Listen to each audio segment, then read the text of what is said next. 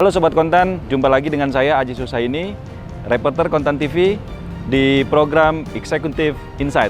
Kali ini kita akan mewawancarai Direktur Komersial PGN, Ibu Ade. Kita akan bicara dan menggali informasi bagaimana dia berkarir dan wisdom dia, kemudian juga aktivitas dia di PGN saat ini. Mari kita wawancarai beliau.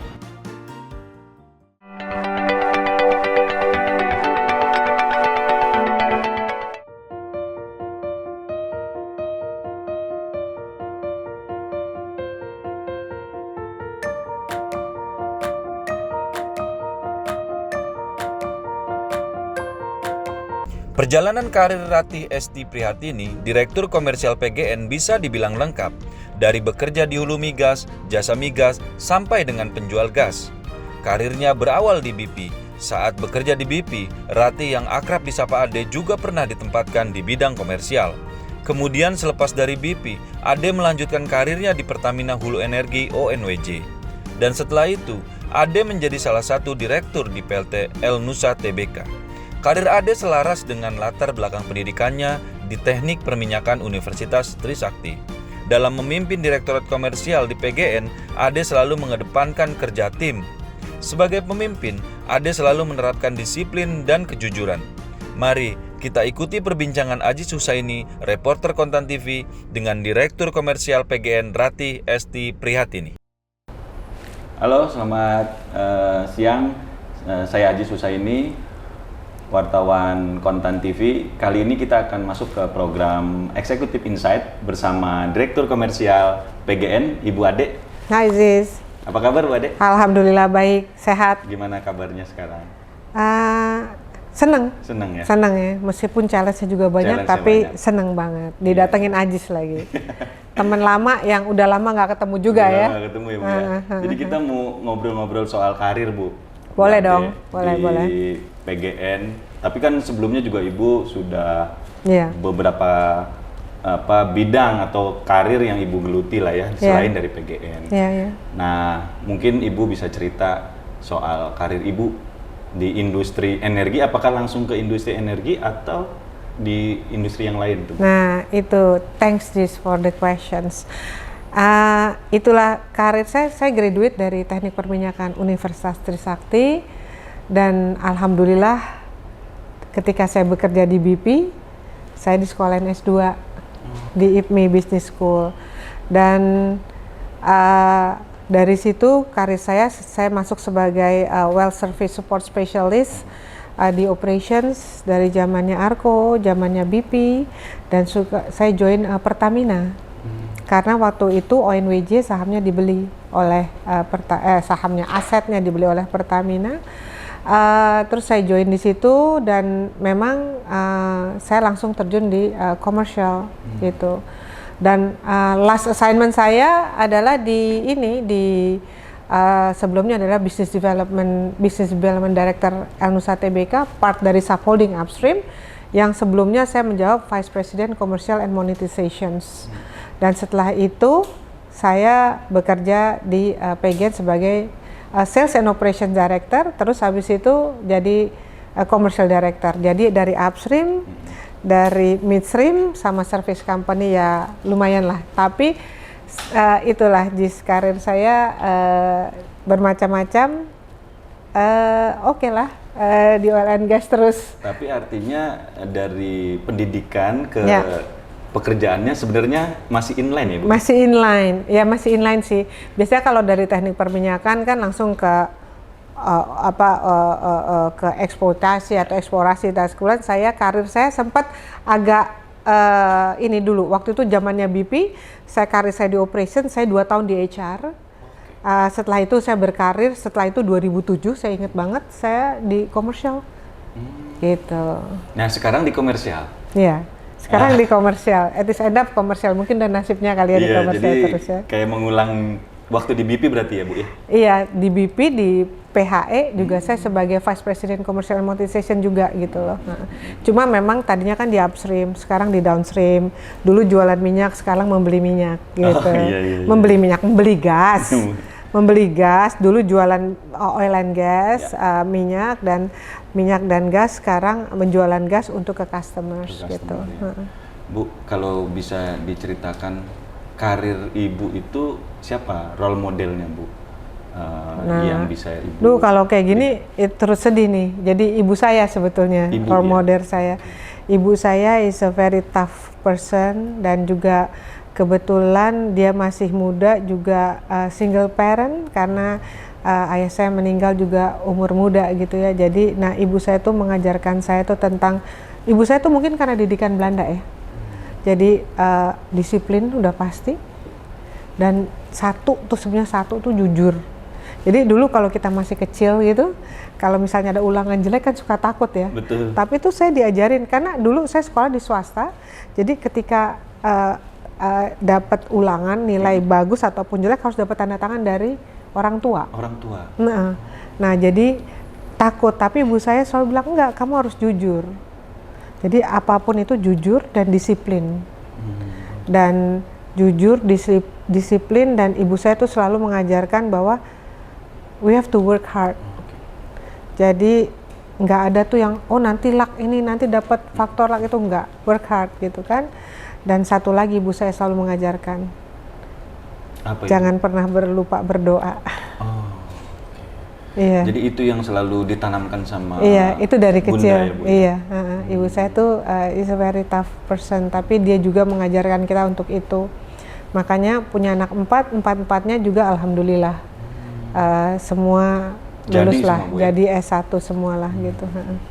Gitu. Dan ibu itu didorong untuk menjadi berkarir terus.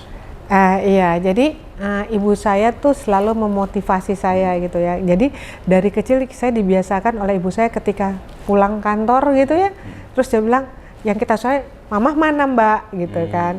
Nah terus ibu saya tuh selalu mendengar. Jadi ibu saya tuh selalu ngedidik bahwa selama kita hidup deh pasti ada permasalahan. Cuma inget, ibu saya selalu bilang bahwa segala sesuatunya temporary. Sedih kamu temporary, bahagia juga temporary. Jadi always ada spike-spike. Nah gimana kita bisa survive? Yaitu pertama kita harus baik sama orang. Gitu. Terus baik sama orang, dan juga ibu saya bilang nggak boleh jahatin orang gitu. Karena jadi karakter yang ditanamkan itu membekas selalu, Bu? Pastinya. Dan ibu saya itu udah, bagi saya adalah role model bagi saya gitu. Ibu saya sekarang sudah berumur 84 tahun, tapi ketika saya pulang ke rumah juga, dia menanyakan, "So, how are you doing today?" gitu. Jadi dia selalu nanya, ya masalah. Terus kata ibu saya, apa-apa. Tiap orang pasti ada masalah dan pasti bisa di-solve the problemnya. Nah gitu. Itu yang membuat Ibu terus berkarir dan yang mencapai sukses ini. Iya, salah satunya adalah saya yakin bahwa saya berkarir ini di samping saya tuh satu, work hard gitu ya. Jadi ibu saya selalu ngajarin, jangan ngarepin luck loh gitu. Jadi work hard. Terus harus juga jujur. Itu tuh yang tadi ibu saya juga, dan juga gigih, perseverance gitu ya, gigih gitu ya. Nah itu tuh ibu saya tuh selalu begitu tuh.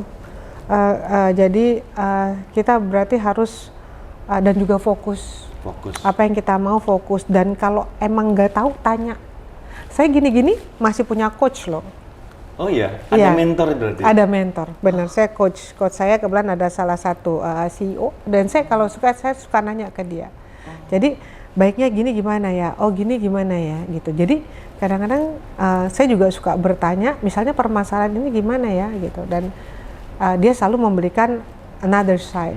That you have to do this, kayak gitu. Dan makanya saya juga mau bilang ke teman-teman, you have to have a mentor atau coach gitu ya, kayak gitu. Itu perlu banget, Bu ya? Perlu banget.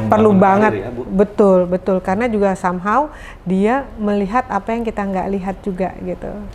Gitu. Jadi saya tuh beruntung lah gitu. Saya ada beberapa coach gitu yang saya tanya, kalau ini expertnya di sini, kalau ini, kadang-kadang saya suka tanya, ini baiknya gimana ya? You have to gini. Dan itu saya kadang-kadang dapat itu. Kalau dilihat tadi Ibu fokus di dalam pekerjaan, Ibu tipe yang ambisius nggak Bu dalam mencapai karir? Saya rasa tiap orang itu pasti ada ambisinya.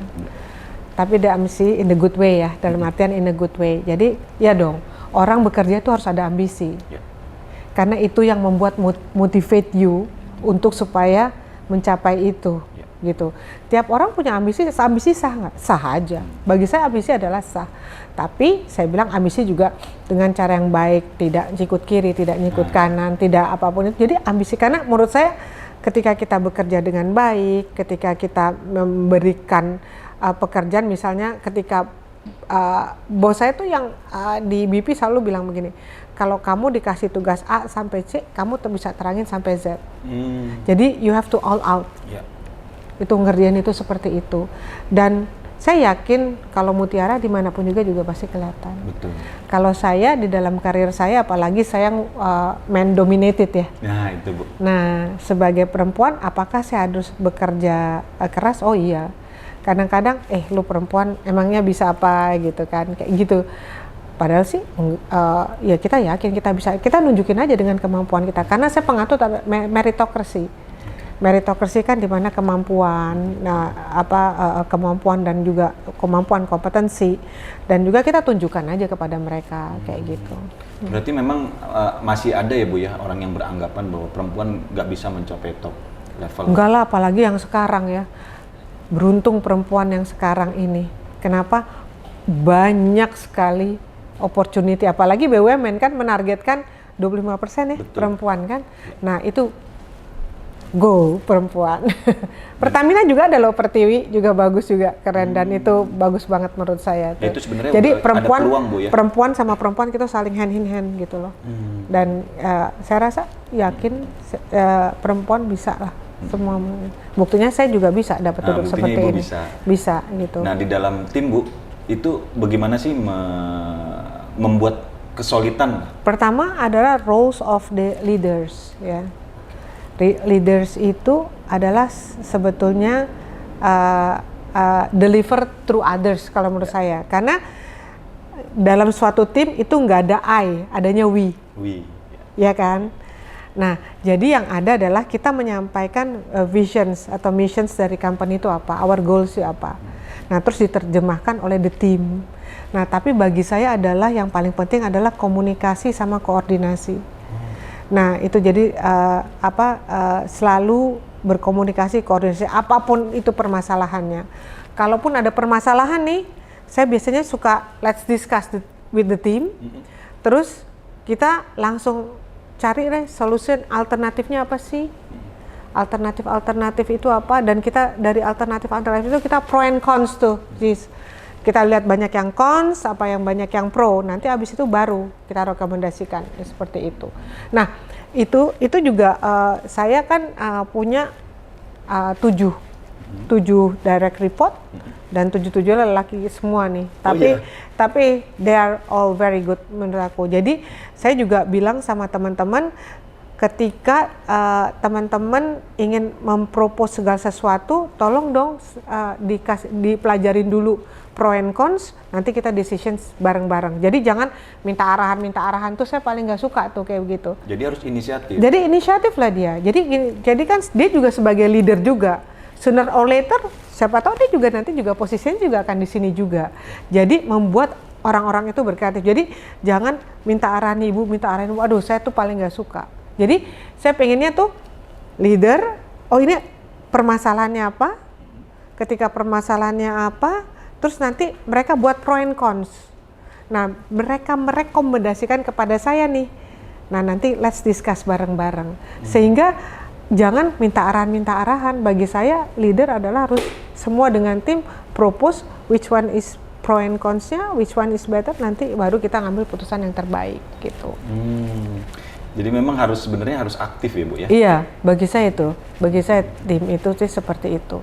Karena bagi saya dalam suatu tim itu yaitu kita harus satu sama lain komunikasi, koordinasi. Dan sebenarnya saya belum nyinggung loh Jis. Sebetulnya di dalam pekerja itu juga ada satu yang paling penting juga, integrity. Integrity. Itu tuh Jis, saya pikir itu yang Dan itu harus disepakati. Ya integrity itu kan datang within dari kita. Jadi gitu. leader tuh harus juga menunjukkan integrity-nya. Oh iya Bu, dong, ya? iya dong. Integrity itu paling the best lah kayak gitu untuk itu. Dan apa namanya, di tempat ibu ini itu ibu ya selalu harus menunjukkan itu ya supaya mungkin karena kan memang kita kerja di BUMN dan GCG itu is-a-must ketika dalam mengambil keputusan. Dan keputusan itu kan selalu yang terbaik buat, kalau di sini saya dalam artian PGN gitu ya. Dan itu kita sudah melihat dari unsur dari kiri, dari kanan, dari semuanya gitu loh Jis. Kayak gitu. Dan itu kita mesti lihat secara the whole, integrated. Kalau ketika mengambil keputusan atau apapun itu harus dilihat dari segi plus minus dan yang terbaik buat company. Jadi, ibu termasuk yang mengambil keputusan cepat, menengah atau lambat, Bu? Ibu kira-kira tipenya seperti apa? Saya grew up-nya itu saya di operations. Saya waktu zamannya Arko BP itu saya di operations. Nah, saya beroperations itu berhubungan dengan banyak. Jadi saya harus mengambil keputusan yang cepat, gitu. Kan namanya operasional ya, harus cepat gitu. Karena kan saya waktu itu sebagai support dari operations agar tetap berjalan 24 jam lancar. Kebetulan saya waktu itu kerja di well service support specialist sebagai engineer. Jadi karena operasional kan 24 jam ya, gitu. Nah itu. Nah memang akhirnya, apalagi yang sekarang gitu ya. Jadi cepat tapi penuh dengan kehati-hatian gitu loh, Jis. Karena kan ya namanya juga. Jadi ibu berbeda ya ketika dulu di swasta ya internasional company, ya sekarang di BUMN ya ibu sama lah, penuh dengan keputusan sama Jis. Maksudnya cepat tapi penuh dengan kehati-hatian. Kehati-hatian yang mengandung semua unsur lah ya. Kan maksudnya juga biar gimana pun juga kita harus bekerja dan terbaik buat company. Nah itu, tapi kehati-hatiannya tentu kalau apakah ini impact-nya terhadap misalnya terhadap customers atau impact-nya terhadap government, nah itu harus kita lihat juga dari segi semuanya lah, kayak begitu sih Jis. Kalau untuk bagi pekerja baru nih Bu, mungkin tipsnya apa sih sebagai leader ngelihat ya sekarang kan banyak anak-anak baru yang mau berkarir, itu sebaiknya seperti apa Bu supaya mencapai karir sukses gitu? Satu, jangan pernah menyerah. Jadi yang jangan pernah menyerah ya. Kalau gagal ya gagal, itu part dari lesson learn yang kita nggak boleh kembali lagi ke jatuh tempat yang sama. Gitu. Nah terus kalau saya lagi berintegriti, jujur. Bekerja dari keras. muda harus jujur. Dari itu udah harus jujur. Jujur is most important ya, karena sepintar apapun kalau nggak jujur, aduh. Gitu ya, saya sih bagi saya pintar nggak cukup Jis. Pintar nggak cukup Bu? Nggak cukup kalau tidak dibarengi dengan behavior, kalau tidak dibarengi dengan ya itu kejujuran gitu. Jadi memang semua harus mengandungnya. Pintar cukup, pintar itu ya nggak cukup lah, harus dibarengi dengan sikap yang baik, dengan yang mau bekerja sama, dengan semua inilah membagi ilmunya juga terhadap sesama, kan begitu ya Jis ya, gitu. Nah, bagi saya sih tantangannya bekerja di BUMN itu apa ya Bu? Kan banyak juga memang teman-teman kita yang mau masuk BUMN gitu. Nah, kira-kira tantangannya, bisa dibagi ke teman-teman? Tantangan kerja di BUMN, saya rasa sih sama aja ketika kerja di swasta atau apapun. Ya, yang itu saya ngulang-ulang lagi nih, tantangan bekerja di BUMN maupun di swasta adalah sama. Yang pasti you have to work hard, berintegriti lagi. Nah terus apakah pekerjaan itu harus fokus, harus gigih dalam mengerjakan sesuatu, dan yang paling penting juga adalah kerjasamanya sesama itu. Nanti maksudnya gini, apakah kerja di BUMN, maksud saya di BUMN maupun di swasta itu adalah standar. Generiknya adalah satu, work hard, jujur, Nah terus gigih. Terus kerja jujur, gigih, terus apa lagi ya? Ini saya nyatet sih, konsisten ketika, ya? nah itu, jadi fokus Bu ya. Fokus. Jadi saya catat di sini karena saya suka lupa. Saya yang pasti hard work, patience, sacrifice. Karena mau nggak mau kalau gini, jadi saya pikir harus passion juga berarti ya? Ada passionnya juga dan ada sacrifice. Karena kalau lo maju juga pasti harus ada sacrifice something. Misalnya kayak saya duduk di sini, pasti kan work-life balance kadang-kadang enggak ya. Tapi ya itu nggak apa-apa, itu part dari consequences dari pekerjaan gitu. Nah terus ada juga disiplin, confidence, dan juga positive attitude. Itu bagi saya tuh, ini saya catat nih karena ini saya selalu memandang. Soal confident Bu, ini banyak ya anak-anak muda kita yang kurang confident untuk masa sih anak-anak Gen Z itu sangat confident ya pekerja itu ya. Ya itu yang perlu dibangun Bu ya, yang perlu dibangun untuk ketika mereka berkarir ya. Kalau self confidence itu datangnya sebenarnya dari diri sendiri, tapi kalau segala sesuatu, kalau saya misalnya saya gini, ketika saya misalnya ya saya mau presentasi atau apapun, saya tuh prepare semuanya dan saya prepare A to Z, jadi prepare dan semuanya. Dan ketika ditanya apapun kita bisa menjawab dan kita harus ketika kita mempresentkan segala sesuatu ya kita harus mengerti persoalan itu tersebut gitu loh, dan what is the solutions-nya, terus gimana how we get there-nya. Nah itu tuh yang saya rasa sih itu tuh. Jadi memang harus dipersiapkan untuk supaya dia mendapatkan confidence itu ya ketika dia presentasi. Ya sekarang self confidence, tapi kalau dia nggak prepare nggak apa, nanti kalau ditanya ayo kan nggak juga gitu ya. Betul. Karena saya tipikalnya tuh STJ. Apa itu STJ Bu? Jadi extrovert. Jadi ada tipe Myers-Briggs. Jadi saya tipenya adalah orang yang extrovert dan juga saya segala sesuatu prepare. Jadi segala sesuatu harus di-prepare, karena dengan preparations itu saya yakin bahwa saya akan maksimal, akan all out dan segala satunya gitu. Jadi saya gitu. Soal attitude Bu? Aduh itu attitude, itu penting ya? Itu penting. Jadi yang tadi saya bilang positive attitude. Jadi positive attitude karena gini Ziz, ketika kita gini deh negatif, itu kalau udah negatif udah pikirannya, aduh nih orang nyebelin atau apapun, itu kita udah males gitu. Tapi kalau positive attitude, dimanapun juga saya bisa, dimanapun saya bisa berkarya, dimanapun itu saya yakin saya bisa mendeliver sesuai dengan apa yang saya komitmenkan kepada company. Bu, terkait soal relasi, membangun relasi, apa yang dilakukan Ibu networking, apa yang dilakukan sampai mungkin ya Ibu pasti banyak temannya apa, dan itu membantu dalam karir. Iya. Nah, networking itu penting banget. Ya. Kalau kita kerja nggak ada networking juga nggak bisa ya. Networking di-create dari apa? Nah, yang itu lagi, Jis. Jadi saya selalu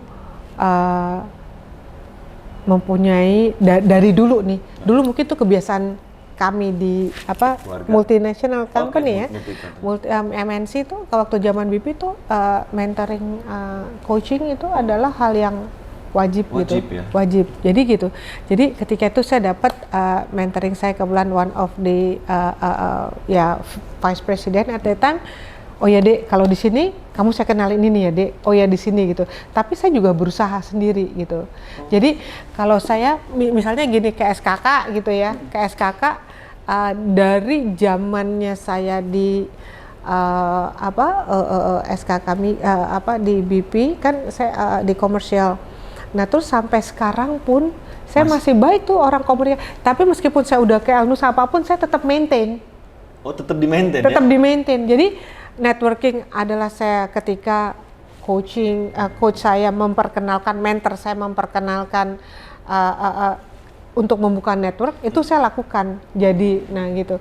Nah terus tapi ketika saya pun tidak di situ, ketika saya waktu di Elnusa kan dari starting to SKK, misalnya ini salah contohnya, tapi saya tetap saya tetap membangun. Jadi jangan gini loh, jangan mau kalau ada butuhnya gitu loh. Oh oke. Jangan gitu. mau kalau ada butuhnya aja. Jangan baru mau datang. baru datang Oke. gitu. Nah, jadi alhamdulillah di SKK gitu ya, ini salah satu contohnya. Saya tuh hubungannya baik banget sama orang komersialnya SKK gitu.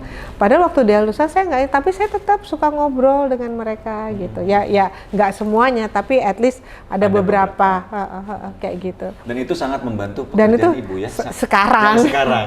Iya, jadi gitu. Jadi saya pikir kalau networking sangat perlu banget. Karena biarpun pintar, tapi kalau nggak ada networking juga nggak bisa, Jis, kan?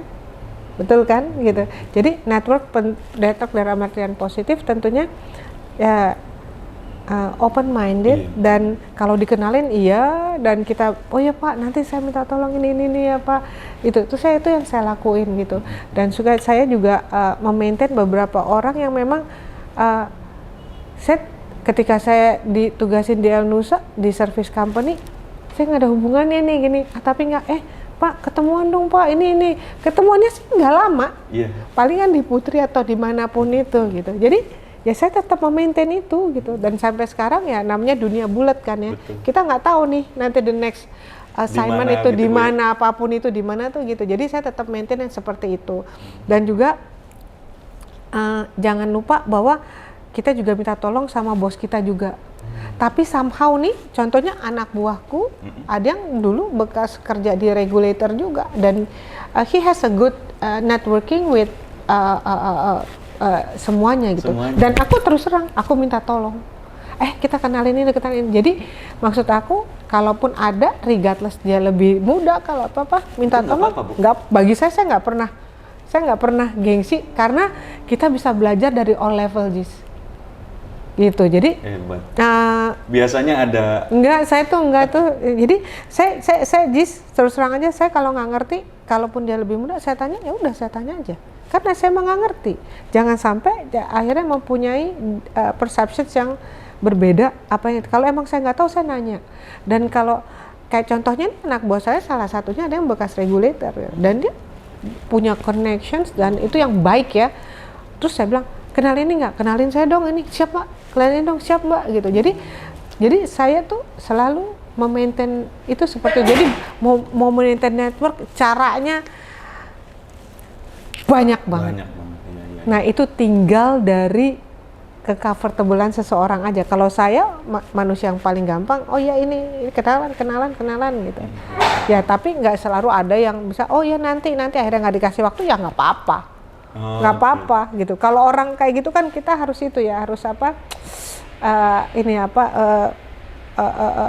ya kalau ditolak nggak apa-apa, coba lagi gitu. Betul, coba lagi ya, Bu, ya? Iya, pokoknya gitu, Jis. Jadi gua tolak, coba lagi. Jadi ya itu, makanya saya bilang jangan pernah menyerah. Betul. Karena tiap orang juga punya hati kok gitu. Betul. Pasti ini orang kali mungkin ini orang kasihan juga nggak terima gitu kali ya gitu. Tapi nggak apa-apa, Jis, that is part of the inilah kehidupan juga kan, juga sama kayak gitu. Nah, tadi kita udah bicara soal leadership. Sekarang mungkin bisa Ibu ceritakan bagaimana PGN sekarang. PGN sekarang bisnisnya, kalau di record saya kan join PGN tuh dari November 2023 ya. Waktu itu assignment saya sebagai Sales and Operation Director, dan setelah itu Oktober 2024 saya sebagai Commercial Director. Yang saya proud dari pekerja di PGN adalah BOD-nya yang pastinya kompak gitu ya. Semua challenge pasti ada, dan challenge-nya dari PGN adalah ketika yang sekarang nih, Jis, kan salah satunya usaha PGN adalah terkait dengan niaga gas. Nah, alokasi gasnya kan memang natural declining. Dan untuk menutupi itu, PGN sekarang udah menjual LNG, Jis, 13 Mei 2024 kemarin. Jadi kita juga ada jualan gas pipa, kita ada jualan LNG, dan kita juga melakukan LNG trading. Jadi dari luar. Jadi dari salah satu daerah Asia, Southeast Asia, kita jual ke daerah East Asia gitu. Jadi Itu sih. Nah, challenge-nya memang banyak ya gitu. Kita juga menjalankan, kita juga selalu mendukung penugasan harga gas bumi tertentu dan juga jaringan gas. Itu PGN udah pasti mendukung lah rencana government. Dan juga terkait dengan performance dari PGN tahun 2023 kemarin kan performance PGN bagus ya gitu. Tahun 2024 saya dengar bagus juga. Insya Allah bagus. Udah dengar dari itu ya? Sudah dengar. Sudah dengar ya? Padahal itu masih rahasia loh. Itu berarti berkat komersialnya nih. Teamwork. Yeah. Jadi kita nggak bisa ngomong nggak ada apa, karena kan juga banyak. Itu kan PGN ada 7 board of director nih. Kan satu sama lain di grupnya Bu Rosa mengenai planning, business development, di Pak Hengki ada infrastruktur, di tempat Pak Arief gimana how handle resiko management, terus di tempat Pak Temi kompetensi the person, dan juga di tempat saya caranya menjual kan gitu. Dan Pak Oko sebagai leader itu ya sebagai yang mengorkestrakan itu mengorkestrasikan kayak ADMS itu loh. Iya. Jadi sehingga menjadi satu kesatuan dan hasilnya alhamdulillah bagus. Jadi challenge ada, tapi challenge itu kita anggap sebagai opportunity untuk supaya menjadikan jauh lebih baik. 2025 ini optimis untuk menatap bisnis lebih baik. Dimanapun juga saya harus optimis dan saya yakin kita bekerja tidak sendiri ya. Jadi kita ada Pertamina sebagai our holding dan juga kita bisa minta tolong kepada government dalam hal ini gitu. Dan kita yakin kalau kita menunjukkan performance kita yang bagus pasti kinerjanya akan terus bagus gitu. Baik Sobat Kontan, saya Aji Susaini, reporter Kontan TV, sudah berbincang banyak dengan Direktur Komersial PGN, Ibu Ade. Terima kasih Bu. Sama-sama. Kita sudah bicara soal karir, wisdom, dan juga terakhir soal PGN. Dan saya akhiri, terima kasih. Sampai jumpa.